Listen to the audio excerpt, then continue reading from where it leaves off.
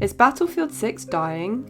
I feel like it's time to address one of the major issues with Battlefield 6 and the franchise. As this is one of my first long-form videos, here's an opportunity to invite you guys to subscribe. I am a new original content creator, bringing you videos about gaming and other topics in the entertainment industry, so with no further ado, let's jump into it. So Battlefield 6 is actually quite a successful launch with over 7 million copies selling in its first 3 days, with EA labelling its biggest launch in the franchise's history. But it seems like since its launch, the player count just keeps dropping more and more every week. This week, for the first time since the launch, it has now dropped below 100,000 global players on Steam. Please take into account that does not count console players. However, a large portion of Battlefield players do tend to play on PC. With the release of their first season with their Battle Royale RedSec and a new map, it caused a slight surge. However, it seems like it was not enough to drive players back to the game. So if the game appealed to so many players at launch, what is the real issue here? Okay, as someone who's been playing the franchise since Battlefield 1942 and Battlefield 3, 4 and 1 being some of my all-time favourite games, I feel like there's many fan features which this game completely missed. Fan favourite maps. It was a great choice from DICE and EA to bring back Operation Firestorm back to Battlefield 6, but let's be real, the game released with only 9 maps. It wasn't a whole lot to keep fans busy, especially considering only 3 of those were large scale. Now when it comes to bringing back fan favourites, I feel like DICE and EA completely missed the point. Fans have been calling to bring back the most popular ones from previous games. I'm talking Operation Metro, Gulf of Oman, Siege of Shanghai, Caspian Border, the list just goes on, but realistically they can't bring back every single fan favourite map. And the way Battlefield Portal was advertised, it felt like fans could easily build these maps again, and some have committed to doing so. But is it really up to the fans to do so? Having spent over 200 hours on Battlefield 6, I'd like to say the game isn't necessarily bad.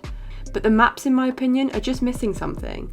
The fact that a lot of the rooftops aren't accessible on maps like Manhattan Bridge or Siege of Cairo is low-key a bit disappointing. This was possible during the open beta but later got patched, but I feel like if it's truly all-out warfare, players shouldn't be restricted so much, and this wasn't so much an issue in previous Battlefield games. Now in Season 1, they released Blackwell as a new map, and honestly, I know I speak for the majority of Battlefield players when I say that the map is absolute dog shit. Just the way it was designed from the get-go is just awful. There's just countless that I could address for hours, and honestly, everyone knows how bad that map is. Now the Battle Royale RedSec isn't necessarily for everyone. However, I personally thought it plays quite well, and there was clearly quite a lot of work put into the map and entire design of it. Fort Linden is actually a really decent map in my opinion, and Gauntlet is actually quite an original twist on Battle Royale. I think DICE and EA let a whole lot of people down with Season 1, and with Arc Raiders releasing shortly afterwards, I think a lot of players just moved on to different things. So far, there hasn't been any info yet on what is planned for Season 2, but I really hope they bring back at least one solid fan favourite map and something original and designed to be equally balanced, regardless of what side you're on. Another issue to show how broken the game is coming from the last update, specifically 1.130, with many players reporting game-breaking bugs and glitches, which was not a problem in previous updates. Other fans have expressed their frustration about the game's progression system and how slow it feels, particularly weapon progression.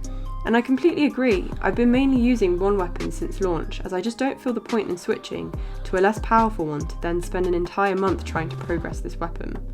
I generally miss the tradition ribbons and medal system, which was so popular in Battlefield 3 and 4.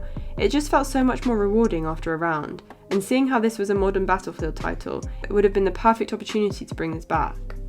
Now I'd love to hear from you guys which maps you'd love to see return to Battlefield 6 and what could revive the game's player count. If you've enjoyed this video, please drop a like and subscribe. I have plenty more gaming videos scheduled to drop later this month and will be monitoring any Battlefield 6 updates closely.